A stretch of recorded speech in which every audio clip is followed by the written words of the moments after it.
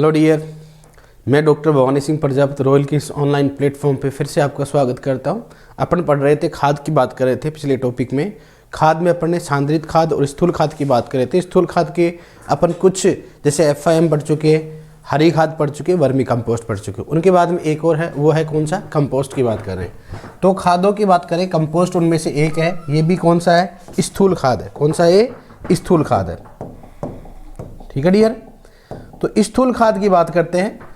अब इसमें कंपोस्ट है, तो कंपोस्ट की बात करते हैं। देखो, हमेशा जो भी कचरा होता है, कंपोस्ट अपने एग्रीकल्चर के बाद जो भी कचरा होता है, जैसे शहर का जो बचा हुआ कचरा हो गया, या फिर अपने पास में जो भी अपने खेत में बचा हुआ कचरा है, वो मैंने क्या बोला था कि हमेशा कंपोस्ट या कोई भी खाद होता है उसको पादप या फिर पशु के जो भी उत्पाद व सह उत्पाद को उपयुक्त नमी व ताप पर अपघटन किया जाता है, उसको बोलते हैं खाद बोलते हैं। इस कंपोस्ट में क्या करते हैं कि इसमें कचरा लिया जाता है, या तो शहर का या फार्म का लिया जाता है। तो इसमें देखो, ये कचरा है, उसका अपघटन किया जाता है, बाद में क्या बनता है? खाद बनता है। जैसे एक तो होता है फार्म, इसकी बात करते हैं, फार्म की बात करते हैं। ठीक है डियर, एक तो कौन सा होता है? फार्म होता है। एक तो कौन सा होता है? फार्म का बोलते हैं। फार्म में बात करें, फार्म के अवशेष या उत्पाद, ठीक है, मतलब फार्म से बचे हुए अवशेष, जैसे फसल अवशेष हो गया, या फिर शहर का, किसकी बात करते हैं? शहर का कचरा। ठीक है, जैसे अपने पास सुबह मॉर्निंग में गाड़ी आती, गीला कचरा और कौन सा? सूखा कचरा। इन कचरे का क्या करते हैं? अपघटन करते हैं। क्या करते हैं? इसका अपघटन करते हैं। अपघटन बनने से क्या बनता है? इसमें कंपोस्ट बनता है। क्या बनता है? कंपोस्ट बनता है। याद रखना, दोबारा बोल रहा हूँ, जो फार्म मतलब जो भी अपनी कृषि के कार्य करते खेत में, जैसे मान लो पशुओं, जो फसलों के जो अवशेष हो, जैसे पत्तियाँ होगी कटने के बाद में, या अपने पास तने हो गया, जड़ हो गया, जो भी अवशेष अपने फार्म पे बचता है, उस अवशेष को एक जगह पर इकट्ठा करके उसका अपघटन किया जाता है। किस में किया जाता है? उपयुक्त नमी। किस में किया जाता है? उपयुक्त नमी व ताप पर किया जाता है। नमी व ताप पर किया, उसे बोलते हैं कंपोस्ट बोलते हैं। याद रखना, जो अपन पढ़ रहे हैं वो सभी स्टेट के एग्जाम के लिए प्लस अपने सुपरवाइजर, एग्रीकल्चर सुपरवाइजर के लिए भी ये बहुत ही इंपॉर्टेंट टॉपिक है, और सभी एग्जाम के लिए बहुत ही इंपॉर्टेंट टॉपिक है। वापस से बार बार बोल रहा हूँ मैं। तो इसमें अपन कॉन्सेप्ट के अलावा अपन इसमें रटने वाली चीज़ भी इंक्लूड कर रहे हैं। तो अपन बात करते हैं, अब जैसे मान लो बनाने की विधि होती है, सब जगह अलग अलग होगी, लेकिन ध्यान रखना हमेशा कचरा ही रहेगा। मतलब कचरे से जो बनाया जाता है वो कंपोस्ट होता है, याद रखना।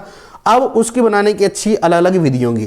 तो इसमें अपघटन किया जाता है। तो जब इसका इस समय अगर देखा जाए तो C अनुपात लगभग कितना होता है? 40:1। कितना होता है? 40:1। मतलब इस समय कितना रहेगा? C अनुपात कितना? 40। लेकिन डिकम्पोजिशन के बाद में देखा जाए तो लगभग 15 से 20:1 चला जाता है। कितना चला जाता है?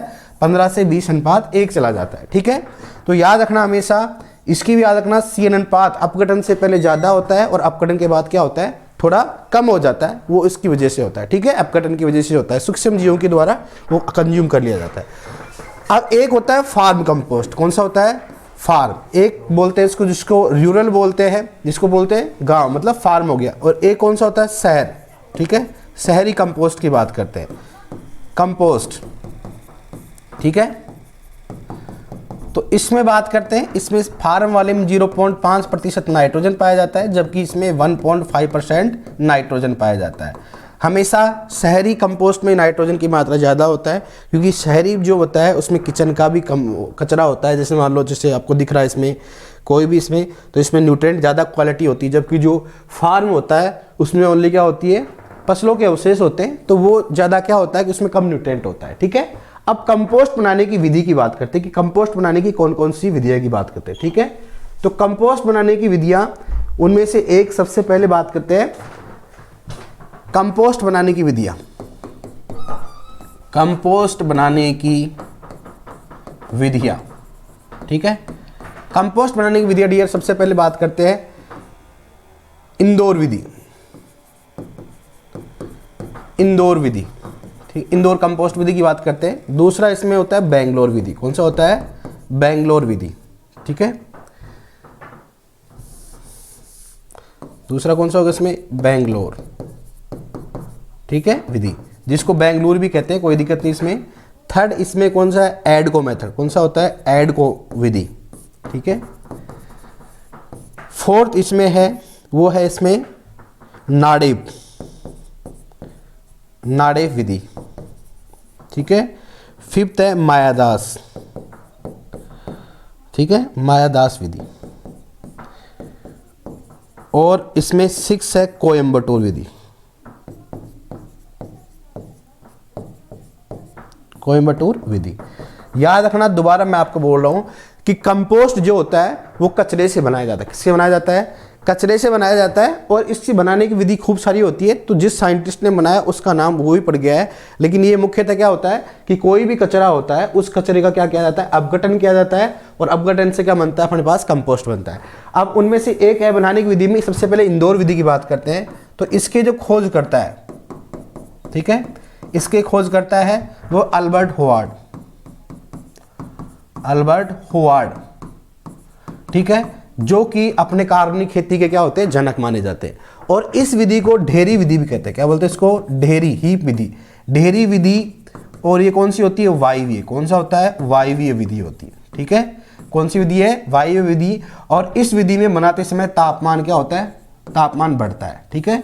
याद रखना, दोबारा बोल रहा हूं मैं आपको कि इस विधि की जो खोज करता है अल्बर्ट होवार्ड है, इसको ढेरी विधि भी कहते हैं, और इसे वायवीय विधि होती है। और इस विधि में जब बनाते हैं तो तापमान क्या होता है? बढ़ता है। याद रखना, वायवीय और अवायवीय होता है। वायवीय मतलब क्या होता है कि जब कंपोस्ट बनाते हैं तो उसमें ऑक्सीजन की मात्रा ज़्यादा होती है, ठीक है। तो इसमें क्या करता है? हो सकता है ऑक्सीजन की मात्रा, उसमें डिफरेंट टाइप के विधि होती है, इसमें अलग अलग विधि होती हैं। तो इसमें ऑक्सीजन की मात्रा क्या होती है? ज़्यादा होती है, मतलब बनाते समय की बात करते हैं। तो अपने को यहाँ पर ढेरी विधि, वायवीय और तापमान क्या होता है? बढ़ता है। तो कई बार पूछते हैं इंदौर विधि में तापमान पर क्या प्रभाव पड़ता है? ध्यान रखना, तापमान क्या होता है? बढ़ता है। दूसरा, बेंगलोर विधि की खोज CN आचार्य ने कब की थी? 1939 में की थी। और इसको अवायवीय, क्या बोलते हैं इसको? अवायवीय विधि होती है। और यह विधि शहरी क्षेत्रों के लिए उपयुक्त मानी जाती है। शहरी विधियों के लिए क्या मानी जाती है? अच्छी मानी जाती है। तो ये भी क्वेश्चन पूछ लेते हैं कि कौन सी कंपोस्ट की विधि होती है शहरी के लिए सबसे उपयुक्त मानी जाती है? कौन सी मानी जाती है? बेंगलोर विधि, ठीक है। कौन सी मानी जाती है? बेंगलोर। खोजकर्ता CN आचार्य है। ये विधि कौन सी होती है? अवायवीय है। और बनाते समय इस विधि के अंतर्गत देखा जाए तो तापमान क्या होता है? वो होता है, घटता है, ठीक है। तापमान क्या होता है? इसमें घटता है, याद रखना। तो याद रखना, दो चीजें अपने पास में होगी कि अवायवीय विधि में तो तापमान क्या होता है? घटता है, और वायवीय विधि में क्या होता है? तापमान बढ़ता है। ये दोनों चीज याद रखने की चीज होती है। दूसरी विधि होती है कि बेंगलोर विधि होती है, वो कौन सी होती है? अवायवीय विधि होती है। और इंदौर विधि कौन सी होती है? वायवीय विधि होती है। तो कई बार पूछ लेते हैं कि बेंगलोर विधि के लिए सही कथन है, बेंगलोर विधि एक अवायवीय विधि है, इंदौर विधि वायवीय विधि है। इंदौर विधि को ढेरी विधि कहा जाता है। उपरोक्त में से सभी, तो कौन सा करोगे आप? उपरोक्त सभी। तो इसमें कथन भी पूछ सकते हैं, कौन सा कथन सही है, कौन सा गलत है, या फिर पूछ सकते हैं अपने को डायरेक्टली खोज करता पूछ सकते हैं, ठीक है। दूसरा है एडको विधि, जिसकी खोज हचिंसन व रिचार्ड ने की थी। किसने की थी? रिचार्ड ने की थी, ठीक है। रिचार्ड ने इसकी खोज की थी। और नाड़ेव विधि किसी, ठीक है, नाड़ेव, ठीक है। तो इसको नाड़ेव काका या इसको पंडरी पांडे भी कहते हैं। क्या बोलते हैं इसको? पंडरी पांडे, ठीक है। मतलब इसके खोजकर्ता कौन है? नाड़ेव काका या पंडरी पांडे थे। और ये कहाँ के थे? महाराष्ट्र के किसान थे। कहाँ के थे? महाराष्ट्र किसान थे। इन्होंने क्या किया कि इस किसान ने क्या किया कि जो खेत में बचा हुआ कचरा है उसका उसने क्या बनाया? कंपोस्ट बनाया। इसलिए इसका नाम रख दिया नाड़ेव, मतलब इसके नाम से। और इसका नाम है पंडरी पांडे। क्या नाम इनका? पंडरी पांडे भी है, या इनको नाड़ेव काका भी कहा जाता है। मैंने बोला आपको, क्या बोला मैंने, कि इनका एक ही उद्देश्य है कि कचरे से कंपोस्ट बनाया जाता है। और इसलिए सभी साइंटिस्टों ने अलग अलग नाम दिया, इसलिए इसको अलग अलग नामों से पुकारा जाता है। जबकि उनका सामान्य उद्देश्य एक ही होता है कि किसी भी कचरे को उपयुक्त नमी व ताप पर अपघटन करने से बने पदार्थ को कंपोस्ट कहते हैं, ठीक है। अब मायादास की बात करते हैं तो इसकी खोज करता है C मायादास। कौन है? C मायादास की बात करते हैं, ठीक है। कोयम्बटूर की कौन खोजकर्ता कौन है? यहां पर मानिकराम ने इसकी खोज करता है। अब अपने को देखो इसमें क्या सीखने को मिला। सबसे पहले विधि, क्वेश्चन कैसे बनेंगे सर इसमें? क्वेश्चन बताओ कैसे बनेंगे। सबसे पहले विधि इसमें निम्न में कौन सी कंपोस्ट बनाने की विधि है। दूसरा इसमें क्वेश्चन बनेगा कि निम्न में से किसी का भी एक खोजकर्ता पूछ सकते हैं, जैसे बेंगलोर विधि के खोजकर्ता कौन है, इंदौर विधि के खोजकर्ता कौन है।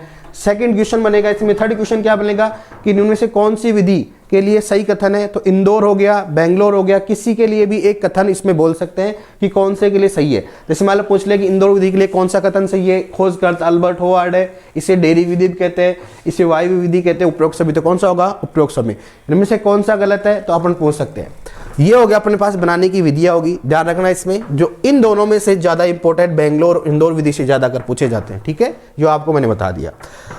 अब बात करते हैं इसमें कंपोस्ट की बात करते हैं। तो एक कंपोस्ट में होता है एक तो एजो कंपोस्ट, कौन सा होता है एजो कंपोस्ट, एक होता है इसमें सुपर कंपोस्ट, कौन सा होता है सुपर कंपोस्ट होता है। याद रखना एजो कंपोस्ट क्या होता है कि देखो कंपोस्ट जो होता है कचरे से बनाया जाता है। तो कचरे में देखा जाए जितना ज़्यादा अगर घटिया अगर कचरा रहेगा, घटिया इन द सेंस जिसमें वो पोषक फसल अवशेष जिसमें पोषक तत्वों की मात्रा कम होती है, तो डेफिनेटली उससे बनने वाला जो कंपोस्ट है उसमें भी पोषक तत्वों की मात्रा कम रहेगी। अगर आप देखिए कंपोस्ट में अगर मान लो ज़्यादा अगर खरपतवार डाल दिया जाए, खरपतवार के अवशेष डाल दिया जाए, तो कंपोस्ट में भी हमेशा पोषक तत्वों की मात्रा ज़्यादा होती है, क्योंकि हमेशा फसलों की तुलना में हमेशा खरपतवार में पोषक तत्वों की मात्रा ज़्यादा होती है। तो आप वहाँ पर खरपतवार भी डाल सकते हैं, उनका कंपोस्ट बना सकते हैं, बहुत अच्छी बात है, ठीक है। तो अपन बोल सकते हैं सुपर कंपोस्ट, एजो कंपोस्ट और सुपर कंपोस्ट। एजो कंपोस्ट मतलब क्या होता है कि कंपोस्ट बनाते समय, ठीक है, कंपोस्ट बनाते समय उसमें क्या डाल दे एजेटोबैक्टर, क्या डाल दे उसमें एजेटोबैक्टर। याद रखना कंपोस्ट बनाते समय अगर कंपोस्ट में एजेटोबैक्टर डाल देते हैं उसको बोलते हैं एजो कंपोस्ट।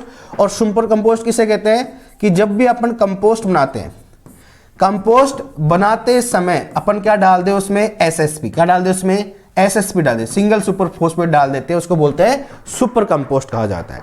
तो इसका कैसे पूछ सकता है, जैसे पूछ लेगा इसमें कि सब सुपर कंपोस्ट में मिलाया जाता है तो एसएसपी, और एजो कंपोस्ट मिलाया जाता है एजेटोबैक्टर। अगर आप उसमें क्या करोगे एजेटोबैक्टर डाल दोगे तो नाइट्रोजन का स्त्रीकरण करेगा, उससे कंपोस्ट में नाइट्रोजन की मात्रा बढ़ जाएगी, ठीक है। सुपर कंपोस्ट किसे कहेंगे कि जिसके अंतर्गत बनाते इसमें एसएसपी डालेंगे तो वहां पर फॉस्फोरस भी बढ़ जाएगा, सल्फर भी बढ़ जाएगा उसमें, ठीक है, कैल्शियम मैग्नीशियम सभी चीज बढ़ जाएंगी, तो उसमें ऑल ओवर अपने को कंपोस्ट की क्वालिटी बढ़ जाएगी, ठीक है। यदि किसी भी कंपोस्ट में पोषक तत्वों की मात्रा बढ़ानी हो तो उससे अलग और भी कुछ डाल सकते हैं, उसको बोलते हैं एनरिच कंपोस्ट बोला जाता है, ठीक है, उसमें पोषक तत्वों की मात्रा अलग होती है। इसलिए हमेशा कंपोस्ट में अपने दो ही चीज पड़ी, एक तो शहरी कंपोस्ट और दूसरा कौन सा पड़ फार्म कंपोस्ट। फार्म कंपोस्ट में 0.5% नाइट्रोजन होती है, जबकि शहरी कंपोस्ट में नाइट्रोजन होती है 1.5। यहां तक अपने क्लियर हो गया, ठीक है। अब नेक्स्ट बात करते हैं इसमें कंपोस्ट के बाद में जस्ट बात करेंगे, और अपने पास में देखो सांद्रित खाद की बात करते हैं। तो सांद्रित में क्या क्या हो गया देखो यहां पर क्लियर करते हैं। सबसे पहले अपन ने FIM पढ़ा, ठीक है, दूसरी चीज अपन ने हरी खाद पढ़ी, ठीक है, और तीसरा अपन ने पढ़ा वर्मी कंपोस्ट, ठीक है, और फोर्थ अपन ने कौन सा पढ़ा अब ये अपना कंपोस्ट, कौन सा पढ़ा अपन ने कंपोस्ट की बात करते हैं। नेक्स्ट बात करते हैं पोल्ट्री मैन्यूर, क्या पढ़ते हैं इसमें पोल्ट्री की खाद, ठीक है, मतलब जो मुर्गी पालन से जो कचरा होता है जैसे उसकी भीट वगैरह होती है उसको पोल्ट्री खाद बोलते हैं। नेक्स्ट 4 हो गया, ये हो गया अपने पास 5 हो गया। 6 अपन पढ़ते हैं नाइट सोइल, क्या पढ़ते हैं नाइट सोइल, ठीक है, नाइट सोइल क्या होती है बताएंगे। 7th आप बात करते में बकरी वह भेड़ से बनी खाद, मतलब इसके मल से बनी खाद, ठीक है। अब देखो अपन ने FIM पढ़ चुके, क्लियर हो चुका, हरी खाद अपने क्लियर हो चुका, वर्मी कंपोस्ट क्लियर हो चुका, कंपोस्ट क्लियर हो चुका। अब बात करेंगे पोल्ट्री खाद।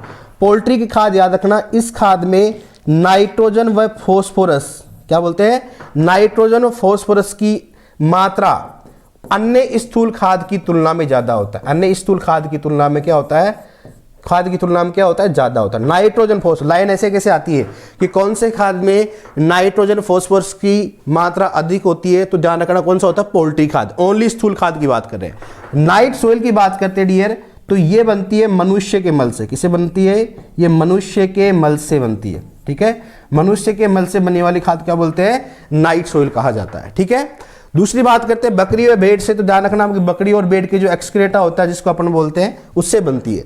अब नाइट सोइल की बात करते हैं तो कई बार पूछ लेते हैं कि मनुष्य के मल से बनी वाली खाद क्या बोलते हैं, नाइट सोइल कहा जाता है, ठीक है। ये होगी अपनी बात करते हैं। अब पोल्ट्री की खाद में एक ध्यान, इसको बोलते हैं एलिमेंट रिच मैन्यूर। क्या बोलते हैं इसको? Element rich manure, element rich manure बोलते हैं इसको इंग्लिश में, ठीक है। अब बात करते हैं इसमें, देखो ये अपन क्या है, पूरे पूरे क्या होते हैं, ये अपने पास स्थूल खाद हो गया। सभी का अपन ने जिसमें डिटेल से पढ़ना, अपन ने डिटेल में पढ़ा, लेकिन मुख्यतः अगर पोषक तत्वों को एक साथ देखा जाए तो पोषक तत्वों की बात करते हैं एक साथ में। देखो आप सबसे पहले बात करते हैं अपन FIM, उसके बाद में बात करते हैं अपन वर्मी कंपोस्ट, ठीक है। उसके बाद में कंपोस्ट, ठीक है। कंपोस्ट में दो होते हैं, एक तो फार्म हो गया, दूसरा कौन सा अपने पास? शहर वाला, ठीक है। बकरी व भेड़, बकरी व भेड़ से बनी खाद, ठीक है। उसके बाद में अपने पास में कौन सा होती है? नाइट सॉइल, नाइट सॉइल, ठीक है। उसके बाद में कौन सा होता है? पोल्ट्री की खाद, पोल्ट्री की खाद, ठीक है। अपने पास कौन सा होगा? पोल्ट्री खाद। इनमें सभी में क्या पूछते हैं? इसमें नाइट्रोजन कितनी होती है? 0.5% नाइट्रोजन होती है, ठीक है। वर्मी कंपोस्ट में कितनी होती है? 3% नाइट्रोजन होती है। और फार्म वाले की बात करते हैं डियर, तो फार्म में कितना होता है? 0.5% क्या होती है? नाइट्रोजन होती है, जबकि इसमें कितना होता है? शहर में 1.5% नाइट्रोजन होती है। और बकरी की जो खाद होती है, भेड़ और बकरी, उसमें 3% नाइट्रोजन होती है। और नाइट सॉइल में लगभग 5.5% नाइट्रोजन पाई जाती है। और पोल्ट्री की खाद में 0.03% नाइट्रोजन होती है और 2.63% इसमें फॉस्फोरस पाया जाता है। याद रखना, इसमें फॉस्फोरस की मात्रा ज़्यादा होती है, याद रखना, अन्य खादों की तुलना में पोल्ट्री की खाद में। दूसरी बात करते हैं, जो मूत्र होता है, पशुओं का जो मूत्र होता है, उसमें भी लगभग 1% नाइट्रोजन पाई जाती है। कितना परसेंट पाई जाती है? उसमें 1% इसमें नाइट्रोजन पाई जाती है और 1.35 इसमें क्या पाया जाता है? इसमें अन्य पोषक तत्व पाए जाते हैं, ठीक है। तो याद रखना, इसमें नाइट्रोजन की मात्रा 1% पाई जाती है। अपने पूछ लेते हैं 1% क्या होती है? इसमें नाइट्रोजन की मात्रा होती है। ये हो गया सभी स्थूल खादों में कौन सा पोषक तत्व पाया जाता है। तो अपन एक साथ भी इसको देख सकते हैं और आराम से अपन याद कर सकते हैं, ताकि वहां पर अपने कोई समस्या नहीं आए। एक होती है सैलरी, सैलरी होती है। सैलरी क्या होती है? कि जब अपन बायोगैस, गोबर की खाद, गोबर से अपन गोबर गैस बनाते हैं। क्या बनाते हैं? गोबर गैस बनाते हैं। गोबर से अपन गोबर गैस बनाते हैं, तो गोबर गैस तो बनती है, लेकिन गोबर गैस बनने के बाद में जो उत्पाद निकलता है उसको बोलते हैं सलरी बोलते हैं। क्या बोलते हैं? इसको सलरी कहा जाता है। और इसमें भी मुख्यतः कौन सी गैस पाई जाती है? CH4, मीथेन गैस पाई जाती है। लगना कौन सी होती है? मीथेन गैस पाई जाती है। ये अपने कई बार पूछ लेते हैं कि जो सलरी होती है वो कौन सी गैस, उसमें कौन सी गैस मुख्यतः पाई जाती है? उसमें CH4 मतलब मीथेन गैस मुख्यतः पाई जाती है। और याद रखना, सलरी का उपयोग भी खाद के लिए किया जाता है। और ये खाद कौन सा होता है? स्थूल खाद। कौन सा होता है? स्थूल खाद होता है। कई बार पूछ ले, मान लो कि कौन सा कथन सही है या कौन सा सलरी क्या है, तो सलरी क्या भी क्या है? एक स्थूल कार्बनिक खाद होता है। तो ये अपना कौन सा हो गया? स्थूल खाद अपने क्या हो गए? समाप्त हो गए। अब बात करते हैं अपन, नेक्स्ट बात करें, वो अपने पास में होता है सांद्रित खाद। देखो सांद्रित खाद, मैंने आपको बोला था, पहले भी आपको बताया कि सांद्रित खाद क्या होती है, कि इन खाद में क्या होता है? पोषक तत्वों की मात्रा। किसकी बात करते हैं? कि इनमें पोषक तत्वों की मात्रा क्या होती है? वो होती है ज़्यादा होती है। और जबकि इसमें कार्बनिक पदार्थों की मात्रा, किसकी बात करते हैं? कार्बनिक पदार्थों की मात्रा क्या होती है? क्या होती है? इसमें कम होती है। किसकी कंपेयर में? स्थूल खाद की तुलना में। और इनको खेत में होता है कम मात्रा में डाला जाता है। याद रखना, हमेशा स्थूल खाद और सांद्रित खाद की दोनों की तुलना कर रहे हैं अपन। इन दोनों में से क्या, किसमें कितना पाया जाता है, किसमें नहीं पाया जाता, इन दोनों के अंतर की बात करते हैं। अब सांद्रित खाद जो होता है दो प्रकार का होता है। एक तो होता है जंतु जनित, एक तो कौन सा होता है? जंतु जनित। दूसरा कौन सा होता है? पादप जनित। ठीक है, जंतु जनित और पादप जनित नहीं भी याद रखो, कोई दिक्कत नहीं है, लेकिन समझ लो इसमें क्या होता है? एक तो जंतु जनित होता है, दूसरा कौन सा होता है? पादप जनित होता है। जंतु जनित मतलब क्या होता है? कि जंतु मतलब जीव जंतु से प्राप्त, जैसे मान लो उसका रक्त, ठीक है, हड्डियां, ठीक है, मांस, मतलब उसके जो भी पशुओं के जो सह उत्पाद होते हैं, जैसे मान लो उसका रक्त हो गया, हड्डी हो गया, मांस से बनाए जाने वाला खाद्य कौन सा होता है? जंतु जनित सांद्रित खाद्य हो गया। पादप जनित में कौन सा? यहां पर खलिया आती है। कौन सी होती है? खलिया होती है। ठीक है, इसको ऑर्गेनिक नाइट्रोजन फर्टिलाइजर भी बोलते हैं। इसको क्या बोलते हैं? इसको ऑर्गेनिक नाइट्रोजन फर्टिलाइजर भी कहा जाता है, ठीक है। इसको ऑर्गेनिक नाइट्रोजन फर्टिलाइजर भी कहा जाता है। किसको? सांद्रित कार्बनिक पदार्थ, मतलब जैविक नाइट्रोजन उर्वरक। क्या बोलते हैं इसको? जैविक नाइट्रोजन उर्वरक भी कहा जाता है। याद रखना इसको, जैविक मतलब ऑर्गेनिक की बात कर रहे हैं, ठीक है। क्योंकि इस खाद के अंतर्गत नाइट्रोजन की मात्रा ज्यादा पाई जाती है। क्या पाई जाती है? नाइट्रोजन की मात्रा ज्यादा पाई जाती है अन्य खाद की तुलना में, स्थूल खाद की तुलना में।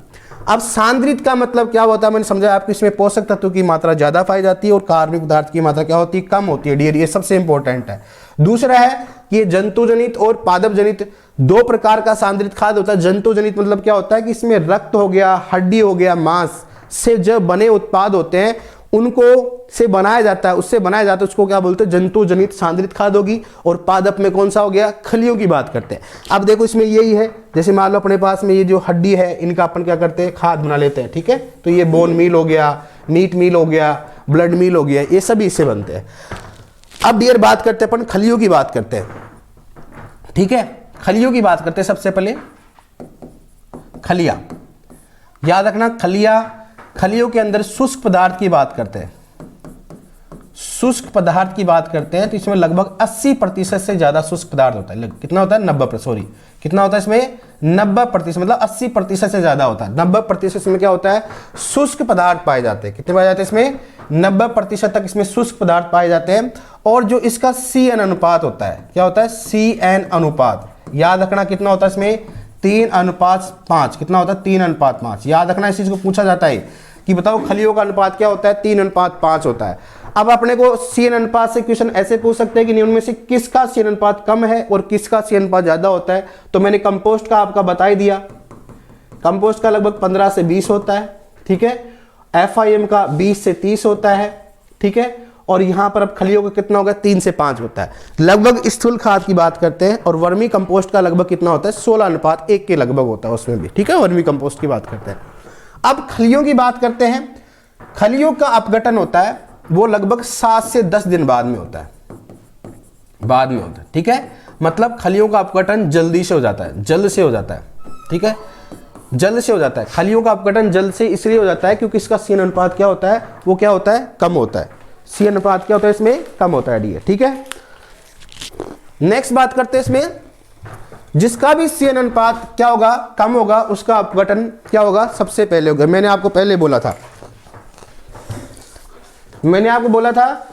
कि जिसका भी CN अनुपात क्या होता है? कम होता है, उसका अपघटन जिसका CN अनुपात ज्यादा होता है उसकी कंपेयर में पहले होता है। इसलिए खलियों का अपघटन लगभग 7 से 10 दिन में हो जाता है। और एक अपवाद होता है, क्या होता है? अपवाद होता है, उसको बोलते हैं महुआ। कौन सा होता है? महुआ। इसकी खली का अपघटन लगभग 1 से 2 महीने में होता है। कितने होता है? 2 महीने में होता है। याद रखना हमेशा, इसकी खली का अपघटन क्या होता है? 1 से 2 महीने बाद में होता है। अपने पूछ सकते हैं कि निम्न में से किस खली का अपघटन धीमी गति से होता है, सबसे देर होता है? कौन सा होता है? महुआ। कितना होता है इसका? 1 से 2 महीने में। महुआ की खली के अंतर्गत सैपोनिन नामक रसायन पाया जाता है, याद रखना इस चीज को। दूसरी बात करते हैं डियर, महुआ की बात हो चुकी है। अब बात करते हैं इसमें कि एक चीज होता है कि जैसे एक तो नीम होता है। किसकी बात करते हैं? नीम की जो खली होती है, ठीक है। नीम हो गया और कौन सा हो गया? करंज। इन दोनों का उपयोग नाइट्रोजन अवरोधक के रूप में करते हैं। किसके रूप में करते हैं? नाइट्रोजन अवरोधक के रूप में करते हैं, ठीक है। याद रखना हमेशा, नीम व करंज का उपयोग या इनकी खलियों का उपयोग नाइट्रोजन अवरोधक के रूप में किया जाता है। क्वेश्चन पूछते हैं कि कौन से पेड़ का उपयोग नाइट्रोजन अवरोधक के रूप में करते हैं? नीम व करंज। वैसे मैं बताऊंगा अवरोधक क्या होता है, लेकिन याद रखना कि नीम की खली का उपयोग या नीम के उत्पाद का उपयोग यूरिया बनाने में किया जाता है। किसमें किया जाता है? यूरिया बनाने में भी किया जाता है। और नीम युक्त, जिसको बोलते हैं नीम युक्त यूरिया, और नीम युक्त यूरिया में नाइट्रोजन की मात्रा कितनी होती है? 46% होती है। रखना 46% ही होती है, ज़्यादा नहीं होती है। जैसे सामान्य में होती थी उतना ही नीम युक्त यूरिया में भी नाइट्रोजन कितनी होती है? 46 होती है। अब बात करते हैं नीम में क्या क्या रसायन पाए जाते हैं। तो नीम की जो खली में पाए जाते हैं, जैसे मान लो एजाडिरेक्टिन, ठीक है। कौन सा होता है? एजाडिरेक्टिन हो गया निम्बेडिन, ठीक है। एजाडिरेक्टिन व निमेडीन का नामक रसायन पाए जाते हैं। सबसे इंपॉर्टेंट है वो कौन सा है, एजाडिरेक्टिन पाया जाता है। ठीक है, ऐसे बात करते हैं। दूसरा अपन बात करें, इसमें एक होता है अपने पास में कौन सा, अरंडी। अरंडी की बात करते हैं तो अरंडी की खली में कौन सा होता है, होता है रिसीन। कौन सा पाया जाता है, रिसीन नामक रसायन पाया जाता है। और अरंडी की खली में एंटी टर्माइट, कौन सा होता है, एंटी टर्माइट गुण पाया जाता है। एंटी टर्माइट मतलब ये होता है कि अगर अरंडी की खली का उपयोग लगातार करते हैं तो वहां पर टर्माइट मतलब क्या होगा, दीमक, दीमक की समस्या क्या हो जाती है, खत्म हो जाती है। ठीक है डियर, अब यहां पर बात करते हैं। सबसे पहला क्वेश्चन बनता है कि बताओ खलियों में शुष्क पदार्थ की मात्रा कितनी होती है, लगभग 90%, मतलब 80 से 90 मतलब 90% पाई जाती है। और खलियों का CN अनुपात क्या होता है, 3 से 5 अनुपात 1, 3 से 5 अनुपात होता है, 3:5 होता है, मतलब सबसे कम होता है। और इसका अपघटन 3:5 होने के कारण, मतलब इसका CN अनुपात कम होने के कारण इसका अपघटन होता है वो जल्दी से होता है। इसका खनिजीकरण जल्दी से होता है। कितने दिन में होता है, 7 से 10 दिन में होता है। सभी की सभी खलियों का क्या होता है, अपघटन या खनिजीकरण कितने दिन में होता है, 7 से 10 दिन। लेकिन अपवाद कौन सा होता है, महुआ, जिसका अपघटन लगभग 1 से 2 महीने में होता है। ठीक है, पूछ सकते हैं कि कौन सी खली का अपघटन सबसे लास्ट में होता है, कौन सा होता है, महुआ। महुए में कौन सा रसायन पाया जाता है, सैपोनिन नामक रसायन पाया जाता है। दूसरा, नीम की यूरिया बनाने में किसका उपयोग किया जाता है, नीम का किया जाता है। और नीम युक्त यूरिया में नाइट्रोजन 46% पाई जाती है। नीम में जो रसायन पाया जाता है एजाडिरेक्टिन निम्बोडीन होता है, लेकिन मुख्यतः कौन सा होता है, एजाडिरेक्टिन। याद रखना 0.5 किलोग्राम नीम ऑयल का उपयोग 1 टन यूरिया बनाने में किया जाता है। 1 टन यूरिया बनाने में किया जाता है। 0.5 किलोग्राम नीम युक्त जो आप प्रोडक्ट लेते हैं, नीम ऑयल लेते हैं, उसको 1 टन यूरिया बनाने में उपयोग किया जाता है। दूसरा पूछ सकते हैं कि जो नीम होता है, या पूछ सकते हैं नाइट्रोजन अवरोधक के रूप में कौन से पौधे का उपयोग करते हैं, तो नीम व करंज का करते हैं। अब नाइट्रोजन अवरोधक होता क्या है, या नाइट्रेट अवरोधक। जैसे अपन क्या करते हैं, खादों को या उर्वरक को डालते हैं मृदा में, तो वहां पर क्या होता है, अमोनियम होता है। अमोनियम से किस में बदलता है, नाइट्राइट में बदलता है। और नाइट्राइट से किस में बदलता है, ये नाइट्रेट में बदलता है। किस में बदलता है, नाइट्रेट में। तो मतलब कोई भी खाद या उर्वरक डालोगे, सबसे पहले वो अमोनियम बदलेगा, अमोनियम के बाद वो नाइट्रेट में बदलेगा, नाइट्रेट से वो नाइट्रेट में बदलेगा। ठीक है, तो अगर मान लो अपने कहते हैं कि जो नाइट्रेट होता है वो मृदा में क्या होता है, अत्यधिक चालक होता है, जबकि अमोनियम इतना ज्यादा चालक नहीं होता, कम चालक होता है। नाइट्रेट मृदा में अत्यधिक चालक होता है, जबकि अमोनियम कम चालक होता है। तो अगर मान लो अमोनियम से अगर नाइट्रेट में कन्वर्ट ही नहीं होने दे, तो उसको मतलब अमोनियम में ज्यादा रखे ताकि नुकसान कम हो, और नाइट्रेट में कम बदले। तो क्या करते हैं, यहां पर नीम जो होता है, करंज क्या होता है कि जो यहां पर नाइट्रोसोमोनास, और यहां पर कौन सा होता है, नाइट्रोबैक्टर। कौन सा होता है, नाइट्रोबैक्टर। तो याद रखना, जब भी अगर नीम का या करंज का उपयोग किया जाता है, तो ये खलियां क्या करती है, इसमें रसायन होने के कारण नाइट्रोसोमोनास की गति को क्या कर देते हैं, कम कर देते हैं। तो नाइट्रोसोमोनास की गति से कम होने के कारण क्या होगा कि अमोनियम होगा वो नाइट्राइट में कम बदलता है। जब नाइट्राइट में कम बदलेगा तो नाइट्रेट में कम बदलता है। इसलिए पौधे को धीरे धीरे नाइट्रेट उपलब्ध होती रहती है। इसलिए कहा जाता है कि नीम और करंज का उपयोग नाइट्रोजन अवरोधक के रूप में किया जाता है, जिससे नाइट्रोजन का नुकसान कम होता है। उसके कारण क्या होता है कि पौधों में जब भी मृदा में डालते हैं नाइट्रोजन को या नाइट्रोजन युक्त उर्वरक को, तो वो नाइट्रेट में कम बदलता है और आवश्यकता के अनुसार पौधा ले लेता है। अगर मान लो नाइट्रेट में ज्यादा बदल जाए तो उससे क्या होता है कि पौधे की आवश्यकता कम होती है और मृदा में नाइट्रेट की मात्रा ज्यादा हो जाती है, जिसके कारण वो क्या होती है, नुकसान हो जाती है, लीचिंग के रूप में नुकसान हो जाए या अन्य कोई कारणों से नुकसान हो जाती है। इसलिए अमोनियम को नाइट्राइट में कम बदला जाता है। उसके लिए इस नाइट्रोसोमोनास बैक्टीरिया की गति को कम कर देते, क्रियाशीलता को कम कर देते हैं, जिससे नाइट्राइट में नहीं बदलता। अपने क्वेश्चन पूछेगा कि नाइट्रेट या नाइट्रोजन अवरोधक में कौन सा बैक्टीरिया इनहिबिट होता है, कौन सा अवरोध होता है, कौन सा करोगे आप, नाइट्रोसोमोनास। डियर याद रखना, नाइट्रोसोमोनास ही अवरोध होता है, नाइट्रोबैक्टर नहीं होता है। नाइट्रोसोमोनास ही अवरोध होता है, ध्यान रखना इस चीज को, नाइट्रोबैक्टर नहीं होता है। तो वहां पर ओनली क्या करना पड़ेगा, नाइट्रोसोमोनास करना है। अब नेक्स्ट बात करते हैं डियर अप्रिकोट्स की बात करें, खलियों की बात करते हैं। तो खलियां यहां पर 2 प्रकार की होती है। ठीक है, खलियां यहां पर क्या होती है, 2 प्रकार की होती है। एक तो खाद्य खली, कौन सी होती है, खाद्य खलियां। ठीक है, दूसरी कौन सी होती है, अखाद्य खली, अखाद्य खली। ठीक है, खाद्य खली और दूसरे कौन से होते हैं, अखाद्य खली। खाद्य मतलब खाने योग्य, जो अपन आराम से खा सकते हैं, और अखाद्य जिसको अपन खा नहीं सकते। खाद्य खली और दूसरा कौन सा हो गया, अखाद्य खली की बात करें। खाद्य खली में कौन कौन सी होती है, तो बात करते, एक तो होता अपने पास में मूंगफली, ठीक है, मूंगफली हो गया, कुसुम हो गया, ठीक है, और कपास हो गया। थर्ड इसकी बात, कपास, तिल हो गया, सरसों हो गया, ठीक है, और अलसी हो गया, और नारियल। कौन से हो गया, नारियल, ठीक है। तो ये कौन कौन से अपने पास में एक खाद्य खली कौन से, मूंगफली, कुसुम, कपास, तिल, सरसों, अलसी, नारियल, मतलब इनको खाने योग्य खली होती है। अब इसमें नाइट्रोजन की बात करते हैं, नाइट्रोजन ही पूछते हैं, तो ध्यान रखना इसमें होता है 7.2% नाइट्रोजन होता है। जबकि इसमें बात करें कुसुम में छिली हुई, किसको बोलते हैं, इसको छिली हुई, छिली हुई जिसको अपन बोलते हैं डीकोर्टिकेटेड। क्या बोलते हैं इसको, डीकोर्टिकेट, ठीक है। इसको क्या बोल सकते हैं अपन, डीकोर्टिकेटेड, ठीक है। क्या बोल सकते, डीकोर्टिकेटेड बोल सकते हैं। तो याद रखना जो कुसुम की छिली हुई में कितना होता है, वो होता है 7.9%, ठीक है। दूसरा होता है कपास।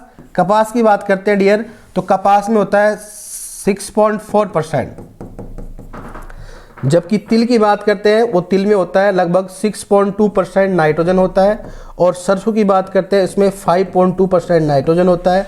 और अलसी की बात करते हैं डियर, तो अलसी में जो नाइट्रोजन होता है वो होता है इसमें लगभग 3.9%। और नारियल में होता है वो कितना होता है, 3%, लगभग इसमें 4.9, सो कितना होगा इसमें 4.5% के लगभग नाइट्रोजन होता है। मतलब लगभग 4% के लगभग कितना होता है इसमें, 4% के लगभग नाइट्रोजन होता है, ठीक है। तो याद रखना हमेशा। अब इसकी बात करेंगे अपने क्वेश्चन कैसे पूछेंगे, तो देखो क्वेश्चन पूछने का तरीका सबसे पहला तो ये रहेगा कौन सी खाद्य खली है। तो खाद्य खली है, अपने को एक खाद्य खली की बात कर लेते हैं। इसमें सबसे पहले बात करते हैं अपन किसकी, नीम की। उसके बाद बात करते हैं अपन अरंडी की बात करते हैं, और नीम में 5.2 होता है, अरंडी में 4.2 होता है। महुआ, करंज, एक होता है महुआ, कौन सा होता है, महुआ। तो करंज की बात करते हैं डियर, और महुआ की बात करते हैं, तो याद रखना करंज में कितनी होती है, लगभग 3.9 होता है, इसमें कितना होता है 2.5। तो यहाँ पर आप 3.5 भी कर सकते हैं, क्योंकि याद करने का तरीका कर सकते हैं भाई 2.5 to 3.5, इसमें ज़्यादा कोई वेरी नहीं करता, ठीक है। ये क्या है, नाइट्रोजन है, क्या है, नाइट्रोजन। याद रखना हमेशा अगर खलियों की बात करते हैं, तो खलियाँ होती है पशुओं के लिए प्रोटीन का स्रोत होती है, जबकि खलियाँ होती है वो हमेशा, तो अगर खादों की बात करते हैं तो मुख्यतः किसका स्रोत होते हैं, नाइट्रोजन का। किसका होता है, नाइट्रोजन का। पशुओं के लिए प्रोटीन का होता है, जबकि अपन अगर खादों के रूप में उपयोग करते हैं तो मुख्यतः किसका स्रोत है, ये नाइट्रोजन का होता है। सबसे पहला क्वेश्चन क्या है कि निम्न में से कौन सी खाद्य खली है और कौन सी एक खाद्य। जैसे आपके खाद्य खलियों में पूछ लिया, निम्न में से कौन सी खाद्य खली है, मूंगफली, कुसुम, नीम, एक और तो दोनों, तो क्या करोगे आप, एक और दोनों। निम्न में से कौन सी एक खाद्य खली है, तो आराम से कर सकते हो। दूसरी बात करें कि कौन सी खाद्य खली में नाइट्रोजन सबसे अधिक पाई जाती है, ध्यान रखना अगर ऑप्शन में मूंगफली आए और कुसुम आए, इसमें जो अगर फॉस्फोरस भी पूछता है, अगर इसमें इन दोनों की बात करें तो इसमें तो 1.5% क्या होती है, फॉस्फोरस होता है, इसमें 2 पॉइंट के लगभग क्या होता है, फॉस्फोरस होता है, ठीक है। अगर इन दोनों की बात करते हैं, क्योंकि याद रखना डियर हमेशा कि कौन सी खली में सर्वाधिक नाइट्रोजन पाई जाती है, तो आपको मूंगफली करनी है। क्यों करनी है, क्योंकि अगर ऑप्शन में मूंगफली, कुसुम, कपास, तिल आए, तो क्योंकि आपको मूंगफली करनी है, क्योंकि उसके ब्रैकेट में, कुसुम के ब्रैकेट में क्या नहीं आई, छिली हुई नहीं आई। अगर उसके ब्रैकेट में छिली हुई आती है तो आपको करना क्या करना है, कुसुम करना है। लेकिन अगर उसके ब्रैकेट में छिली हुई या डिकोर्टिकेट नहीं आती है तो हमेशा आपको मूंगफली का करना है। और मूंगफली में दूसरा क्वेश्चन बनता है कि मूंगफली की खली में नाइट्रोजन की मात्रा कितनी होती है, तो होती है 7.2%। जो भी खलियां होती है वो नाइट्रोजन का मुख्य से स्रोत होती है। क्या होता है, नाइट्रोजन का मुख्यतः स्रोत होता है, ठीक है। नेक्स्ट है अखाद्य खलियों की बात करें तो ध्यान रखना अखाद्य खलियों में भी अपने को नाइट्रोजन पूछ सकता है, नीम और अरंडी में। बाकी आपको पूछ सकता है कौन सी खाद्य और कौन सी अखाद्य। दूसरा इंपॉर्टेंट क्वेश्चन क्या बनेगा डियर, बहुत ही इंपॉर्टेंट क्वेश्चन क्या है वो अपन बात करते हैं कि अगर मान लो कुसुम छिली हुई में 7.9% पाई जाती है, तो बिना छिली हुई में कुसुम में कितना होगा, ठीक है। कुसुम में कितना होगा, तो होगा 4.9%, ठीक, नाइट्रोजन होगा, ठीक है। 4.9% नाइट्रोजन होगा। और ये क्या होता है, बिना छिली हुई, क्या होता है, बिना छिली हुई, ठीक है, छिली हुई। अगर आपने को पूछे कि अगर बोलो सर इसमें तो अगर छिली हुई नहीं, बिना छिली हुई की बात करते हैं तो ध्यान रखना बिना छिली हुई में 4.9% नाइट्रोजन होता है, इसलिए इसको अपन कंफर्म नहीं कर सकते क्या मांगना चाह रहा है। तो ये अपने को इंपॉर्टेंट है, किसकी बात करें, खलियों से रिलेटेड क्वेश्चन है। वापस से रिपीट कर रहा हूं, कौन सी खाद्य और खाद्य सबसे अधिक नाइट्रोजन मूंगफली में पाई जाती है 7.2%, और मूंगफली की खली में 7.2% क्या होती है, वो नाइट्रोजन होती है। मुख्यतः ये पूछते हैं, और अखाद्य और खाद्य दोनों में अंतर पूछ लेंगे, ठीक है। अब ये तो कौन सा हो गया अपने को, पादप जनित। अब किसकी बात करें अपन, जंतु जनित। किसकी बात करें, जंतु जनित, ठीक है। जंतु जनित स्थूल खाद, जंतु जनित स्थूल खाद की बात करते हैं। तो जंतु जनित की बात करते हैं तो मैंने आपको बोला कि इसमें क्या क्या होता है। तो जैसे अपन बात करते हैं रक्त की खाद, रक्त की खाद, ठीक है। दूसरी बात करते हैं इसमें मीट, मील या मीट की खाद, ठीक है। थर्ड बात करते हैं इसमें हड्डी की खाद, हड्डी का चूरा। ये कौन सा होता है, स्टीम। कौन सा होता है, स्टीम, ठीक है। नेक्स्ट फोर्थ है उसमें पक्षी, गुआनो पक्षी की खाद, गुआनो पक्षी की खाद, ठीक है। और एक होता है इसमें फिश मतलब मछली, गुआनो मछली की खाद, गुआनो मछली की खाद, ठीक है। तो अपने पास रक्त की खाद हो गया, मीट की खाद हो गया, हड्डी की हो गया, गुआनो हो गया, और कौन से हो गया इसमें, मछली गुआनो की खाद हो गया। तो देखो मीट की बात करते हैं, रक्त की बात करते हैं, उसमें लगभग 10 से 12% नाइट्रोजन होता है। याद रखना हमेशा, जो भी ये जो होते हैं नाइट्रोजन का मुख्यतः स्रोत होता है। मीट में लगभग 10 से 11% क्या होता है, नाइट्रोजन होता है, ठीक है।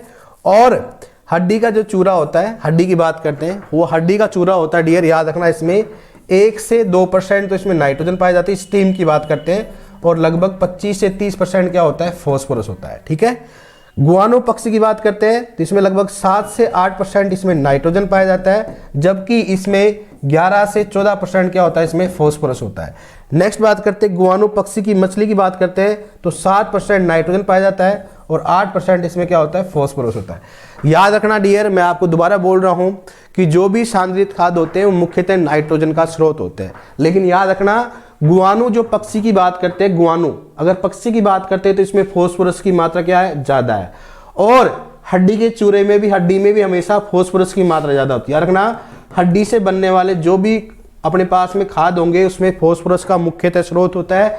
और गुआनो जो पक्षी, गुआनो से जो भी बन रहे, इसमें भी देखो गुआनो से बन रहे, इसमें फॉस्फोरस की मात्रा क्या होती है, ज्यादा होती है। क्या होती है, ज्यादा होता है। याद रखना जो भी सांद्रित खाद होते हैं या स्थूल खाद होते हैं उसमें हमेशा नाइट्रोजन की मात्रा ज्यादा होती है, लेकिन यहाँ पर गुआनो से बनने वाले जो भी खाद है उसमें फॉस्फोरस की मात्रा ज्यादा होती है, और हड्डी से जो भी बनने वाली जो खाद होती है उसमें भी फॉस्फोरस की मात्रा क्या होती है, ज्यादा होती है। क्वेश्चन पूछने का तरीका वो सिंपल रहेगा। जैसे आपको पूछ लिया कि कौन से स्थूल खाद में, कौन से स्थूल खाद में नाइट्रोजन की मात्रा अधिक होती है, की मात्रा अधिक होती है, ठीक है। कौन से स्थूल खाद में नाइट्रोजन की मात्रा अधिक होती है, आपके पास में आ गया कंपोस्ट, ठीक है। दूसरे में आ गया इसमें वर्मी कंपोस्ट, ठीक है। तीसरा इसमें हो गया खलियां, ठीक है। चौथा इसमें आ गया अपने पास में रक्त की खाद, इसकी बात करते हैं रक्त की खाद। तो याद रखना हमेशा अगर ऐसा क्वेश्चन आता है तो अपने को ज्यादा जल्दबाजी नहीं करनी है। अगर उसने पूछा स्थूल खाद की बात करते हैं, देखो कंपोस्ट, वर्मी कंपोस्ट, ये दोनों स्थूल खाद है, जबकि ये दोनों क्या है, ये कौन से दोनों सांद्रित खाद है। तो इन दोनों की बात करते हैं, इसमें कौन सा आएगा, वर्मी कंपोस्ट, क्योंकि इस वर्मी कंपोस्ट में नाइट्रोजन की मात्रा कितनी होती है, 3% होती है। और अगर इसमें पूछे कि कौन से स्थूल खाद में नाइट्रोजन की मात्रा सबसे अधिक होती है, तो अपने को करना है रक्त की खाद, क्योंकि रक्त की खाद में लगभग 10 से 11% नाइट्रोजन होती है, जबकि खलियों में मैक्सिमम कितनी होती है, 7.9% होती है, इससे ज्यादा नाइट्रोजन नहीं होती है। वैसे 10 से 11% क्या होता है इसमें, रक्त की खाद में 10 से 12% नाइट्रोजन होता है। तो अपने को एक दूसरे से कंपेयर करके कैसे पूछ सकते हैं, ये जो सभी पढ़ा रहा हूं आपको खाद, ये सभी स्टेट की एग्जाम के लिए, जैसे JET, ICR, BHU, MPPAT and यूपीकेटेड व एग्रीकल्चर सुपरवाइजर के लिए भी बहुत ही इंपॉर्टेंट टॉपिक है। मैंने इस टॉपिक को इस प्रकार से पढ़ाया है ताकि आपकी बेसिक कॉन्सेप्ट क्लियर हो जाए और कोई समस्या नहीं हो इसमें, ठीक है। तो ये आपने पढ़ लिया। अब अपने को नोट में इसको एक बार नोट करते हैं। इसमें कुछ पॉइंट होती है, एक तो मैंने आपको पढ़ाया था, नोट में लिखेंगे इसमें। एक तो था हरी खाद, ठीक है डियर। एक होता है भूरी खाद। क्या होता है? भूरी खाद, जिसको बोलते हैं ब्राउन मैन्यूरिंग। क्या बोलते हैं इसको? ब्राउन मैन्यूरिंग कहा जाता है, ठीक है। क्या कहते हैं इसको? Brown manuring. हरी खाद में क्या करते हैं कि हरे पौधे को क्या करते हैं इसमें कि जो हरा पौधा होता है उस पौधे को क्या करते हैं MB हल की सहायता से क्या करते हैं मृदा में मिलाते हैं, उसको बोलते हैं हरी खाद कहा जाता है, ठीक है। इसको क्या करते हैं? मिट्टी में पलटा जाता है, किसकी सहायता से? MB हल की सहायता से। MB हल की सहायता से मतलब हरे पौधे को MB हल की सहायता से मिट्टी में पलटना क्या कहलाता है? हरी खाद कहलाता है। जबकि भूरी खाद होता है, हरी खाद है वो किसी भी फसल में कर सकते हैं, कोई भी फसल में कर सकते हैं, ठीक है। कोई भी फसल में अपन कर सकते हैं, ये कोई जरूरी नहीं होता स्पेशल फसल के लिए होता है। भूरी खाद होता है वो मुख्यतः धान में करते हैं। किसमें करते हैं? धान के खेत में करते हैं। उसमें कौन सा? सीधी बुआई वाले धान में सीधी बुआई करते हैं। जिस धान की खेती में अपन सीधी बुआई करते हैं उसमें मुख्यतः क्या करते हैं? भूरी खाद होता है। भूरी खाद में क्या करते हैं? इसमें जो करते हैं कि लगभग 25 से 35 दिन बाद, किसके दिन बाद में? 25 से 35 दिन बाद में। और इसमें ढेंचा की जो फसल होती है, ढेंचा की जो फसल होती है उस फसल को 25 से 35 दिन बाद में क्या करते हैं? खरपतवार नाशी के द्वारा, किसके द्वारा? खरपतवार नाशी के द्वारा,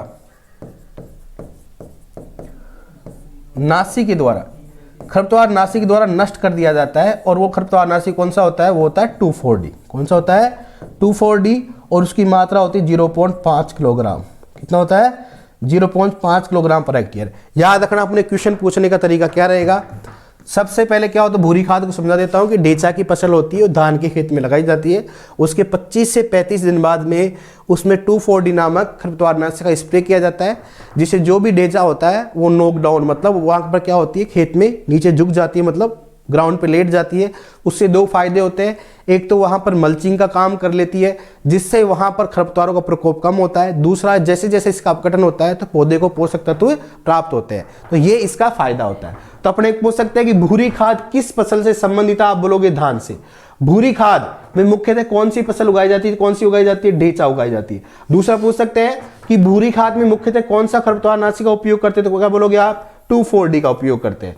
अगर आपको मात्रा पूछ ले कि बताओ भूरी खाद बनाते समय 2,4-D की मात्रा कितनी ली जाती है, तो 0.5 किलोग्राम प्रति हेक्टेयर का लिया जाता है। तो ये नॉर्मली अपन बता सकते हैं। तो अपने जो भी खाद है वो आपको अच्छे से बेसिक कॉन्सेप्ट के साथ मैंने समझाया है। अब इसको क्या कौन कौन से कारक है जो कि प्रभावित करते हैं वो अपन देखते हैं। तो खाद को प्रभावित करने वाले कारक सबसे इंपॉर्टेंट है नमी। उसके बाद दूसरा कौन सा होता है? तापमान। कौन सा होता है? तापमान। उसके बाद थर्ड है इसमें pH, ठीक है। फोर्थ है CN अनुपात। कौन सा होता है? CN अनुपात, याद रखना, ठीक है। फिफ्थ है वहां पर अपने पास नमी हो गया, तापमान हो गया, pH हो गया, और कार्बनिक पदार्थ की मात्रा, कार्बनिक पदार्थ की प्राकृति, कार्बनिक पदार्थ की प्रकृति की बात करते हैं। ये मुख्यतः होते हैं। बहुत सारे कारक होते हैं लेकिन उनमें से एक है, जैसे 6 आप बोल सकते हो, वहां पर सूक्ष्म जीवों की क्रियाशीलता, सूक्ष्म जीवों की क्रियाशीलता, ठीक है। बहुत सारे कारक होते हैं, तो वहां उनमें से सबसे मुख्य कारक देखें कि अगर कोई भी खाद का अपघटन हो रहा है या किसी भी कार्बनिक पदार्थ का अपघटन होता है तो उसमें सबसे उपयुक्त क्या होनी चाहिए? नमी होनी चाहिए। नमी क्या होता है? सबसे मुख्य कारक है। सबसे मुख्य कारक कौन सा होता है? नमी होता है। दूसरा तापमान, अगर वहां पर तापमान उपयुक्त माना जाए, अगर वहां पर तापमान उपयुक्त है तो याद रखना खादों की बात करते हैं, जैसे FIM में है, FIM जैसे बन जाता है लगभग उसमें 30 से 40% नमी होती है, ठीक है। और अगर बात करते हैं वर्मी कंपोस्ट की बात करते हैं तो वर्मी कंपोस्ट में भी लगभग कितना होता है? वो होता है 20 से 40% नमी। मतलब जब खाद रेडी हो जाता है उस समय नमी क्या होती है? लगभग 30 से 40% तो किसमें होती है? FIM में होती है, जबकि वर्मी कंपोस्ट में 20 से 40। तापमान की बात करते हैं, अगर मान लो वहां पर जहां पर अपन क्या बना रहे हैं, कोई भी खाद बना रहे हैं, उस समय अगर तापमान ज़्यादा और कम होता है, अगर खाद बनाने वाले स्थान पर तापमान बढ़ जाता है तो वहां पर नाइट्रोजन का नुकसान का ज़्यादा पॉसिबिलिटी रहती है, जैसे मान लो वोलेटिलाइजेशन। या फिर खाद बनाते समय अगर तापमान ज़्यादा चला जाता है तो उस खाद में उपस्थित सूक्ष्म जीव होते हैं वो अधिक तापमान के कारण उनकी क्रियाशीलता कम हो जाती है, जिससे अपघटन की दर भी क्या हो जाती है, धीमी हो जाती है। इसलिए कहा जाता है कि वहां पर उपयुक्त तापमान रहना चाहिए। क्या रहना चाहिए? उपयुक्त तापमान रहना चाहिए। किसके लिए? सूक्ष्म जीवों के लिए। और वहां पर जो भी क्रियाएं होती है उनके लिए उपयुक्त होना चाहिए, ताकि वहां पर कोई भी नुकसान नहीं हो। पीएच की बात करते हैं तो ध्यान रखना, हमेशा आपको ये समझाया जाता है कि क्रियाशीलता की बात करते हैं, याद रखना सूक्ष्म जीवों की क्रियाशीलता। कोई भी खादों का अपघटन होता है तो उसमें क्या होता है? सूक्ष्म जीवों के द्वारा होता है। अपघटन की बात करते हैं डियर, तो अपघटन अपन ने बोला कि खाद का उपयुक्त नमी और तापमान में अपघटन होता है। तो अपघटन में कौन सा होते हैं? सूक्ष्म जीव होते हैं। कौन से होते हैं? सूक्ष्म जीव होते हैं। और सूक्ष्म जीवों के लिए उनमें से एक कारक कौन सा होता है? पीएच, क्योंकि तापमान भी चाहिए, नमी भी चाहिए, पीएच भी चाहिए, और वहां पर सीएन अनुपात भी उपयुक्त चाहिए, और कार्बनिक पदार्थ की मात्रा कितनी है, कैसे है, और सूक्ष्म जीवों की क्रियाशीलता तभी अच्छी होती है। तो याद रखना, अगर मान लो तापमान वहां पर पीएच कम है, पीएच 5 से कम होता है, तो सूक्ष्म जीवों की क्रियाशीलता क्या हो जाती है? कम हो जाती है।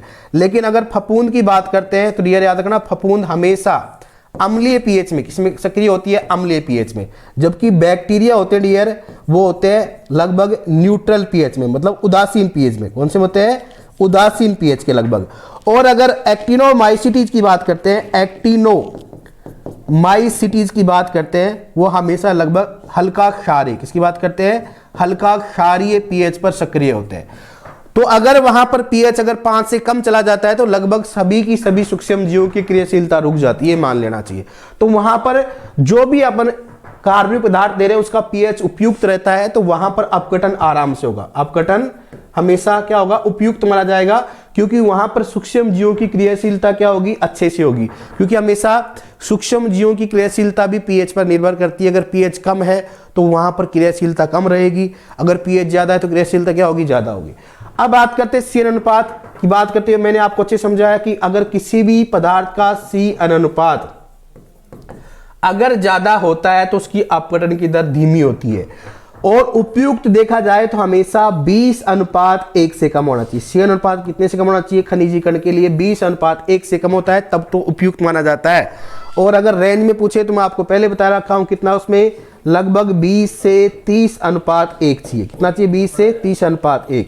इसलिए कहा जाता है कि खलियों का अपघटन हमेशा बहुत ही जल्दी से होता है, लगभग 7 से 10 दिन में। खलियों का अपघटन 7 से 10 दिन में होता है, क्योंकि उसका सीएन अनुपात लगभग कितना हो? 3:5 होता है। मतलब उसका बहुत ही छोटा नैरो सीएन रेशियो होता है, इसलिए उनका अपघटन क्या होता है? बहुत ही जल्दी से होता है।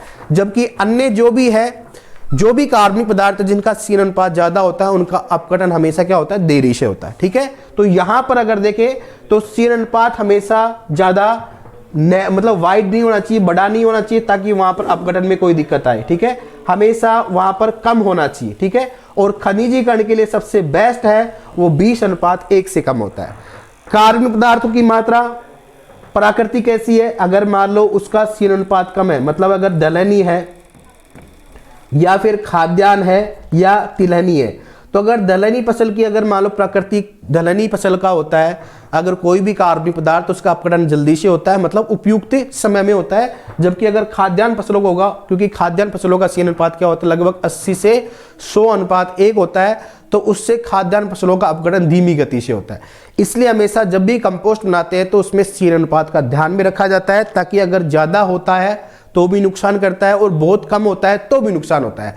अगर किसी भी फसल अवशेष का सीएन अनुपात बहुत ही कम होता है तो वहां पर भी नाइट्रोजन का नुकसान ज्यादा होता है। इसलिए हमेशा सीएन अनुपात भी उपयुक्त होना चाहिए। और नेक्स्ट बात करते हैं सूक्ष्म जीवों की क्रियाशीलता। तो देखो डियर, सूक्ष्म जीवों की क्रियाशीलता की बात करते हैं तो सूक्ष्म जीव होते हैं, उनका मुख्यतः आपको समझाया पहले कि उनका मुख्यतः भोजन कार्बनिक पदार्थ होता है। जिस मृदा में या जहां पर कार्बनिक पदार्थों की मात्रा ज्यादा होगी वहां पर सूक्ष्म जीवों की क्रियाशीलता, मतलब उनकी जनसंख्या भी ज्यादा होगी और उनका काम करने का जो गति है वो भी ज्यादा होगी।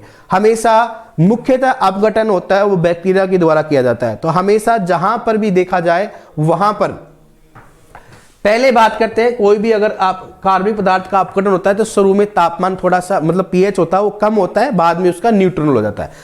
फर्स्ट में क्या होता है, कम होता है, क्योंकि वहां पर फर्स्ट में जो भी सूक्ष्म जीव होते हैं वो शोषण के द्वारा CO2 की मात्रा प्रोड्यूस करते हैं, तो पहला हल्का सा अम्लीय हो जाता है, लेकिन बाद में क्या होता है, न्यूट्रल पीएच के लगभग चला जाता है। ठीक है, तो ये बात करते हैं। तो सूक्ष्म जीवों की क्रियाशीलता जहां पर ज्यादा होगी, जहां पर नमी उपयुक्त हो, तापमान उपयुक्त हो, पीएच उपयुक्त हो, CN अनुपात भी उपयुक्त हो, तो कार्बनिक पदार्थों की प्रकृति कैसी होती है, वहां पर अगर सभी चीज अच्छी है तो वहां पर अपघटन भी अच्छे से होगा। ये आपने आज पढ़ा, अपन ने खाद पढ़ा है डियर, सभी अपन ने खाद सांद्रित और स्थूल खाद दोनों पढ़ चुके हैं डियर, इसमें कोई भी शंका नहीं है कि आपका कोई क्वेश्चन गलत होगा। मैंने इसमें सभी चीजें जो कॉन्सेप्ट है आपके जो क्लियर होने वाली चीजें वो आपको सभी को बताया मैंने कि क्या क्या कॉन्सेप्ट है, किस प्रकार से खाद का उपयोग किया जाता है। अब देखो एक अपन बात करते हैं, नॉर्मली बात करते हैं खाद की, याद रखना मैं आपको आउटलाइन दे रहा हूं, खाद की बात करते हैं तो खाद हमेशा उद्देश्य क्या होता है कि मृदा में कार्बनिक पदार्थ की मात्रा, मृदा में कार्बनिक पदार्थ की मात्रा बढ़ाना, कार्बनिक पदार्थ की मात्रा बढ़ाना, और एक कार्बनिक पदार्थ की मात्रा बढ़ती है तो मृदा स्वास्थ्य क्या होता है, बढ़ता है। मृदा स्वास्थ्य, स्वास्थ्य में क्या होती है, वो क्या होता है, मृदा स्वास्थ्य क्या होता है, अच्छा होता है। ठीक है, और मृदा स्वास्थ्य क्या होता है कि मृदा की भौतिक, जैविक और रासायनिक, मतलब भौतिक, जैविक और रासायनिक। ठीक है, मतलब मृदा की भौतिक, जैविक, रसायन तीनों अगर अच्छी होती हैं तो वो ध्यान रखना मृदा स्वस्थ का निर्माण करती है। ठीक है, और जब अगर मान लो मृदा में कार्बनिक पदार्थों की मात्रा अच्छी होती, स्वास्थ्य अच्छा रहेगा, तो याद रखना हमेशा मृदा की भौतिक, जैविक, रासायनिक दशा भी क्या होगी, अच्छी होगी। मतलब खादों का काम पोषक तत्व देना तो है ही, बल्कि खादों का काम मृदा में कार्बनिक पदार्थों की मात्रा बढ़ाना होता है, जिससे मृदा की संरचना भी अच्छी होती है, मृदा का तापमान, जो भी मृदा की भौतिक दशा क्या होती है, अच्छी होती है। लेकिन एक चीज याद रखना हमेशा, जब भी खादों का उपयोग करेंगे तो मृदा में जो भी मृदा स्वास्थ्य से संबंधित जो भी क्रियाएं होती है वो सभी अच्छी होती है। ठीक है, तो ये किसकी बात करें अपन, खादों की बात करते हैं। कार्बनिक पदार्थों के साथ में वहां पर पोषक तत्वों की मात्रा भी बढ़ती है, किसकी बढ़ती है, पोषक तत्वों की मात्रा भी बढ़ती है, याद रखना इस चीज को। ठीक है, और वहां पर मृदा स्वास्थ्य भी क्या होता है, अच्छा होता है।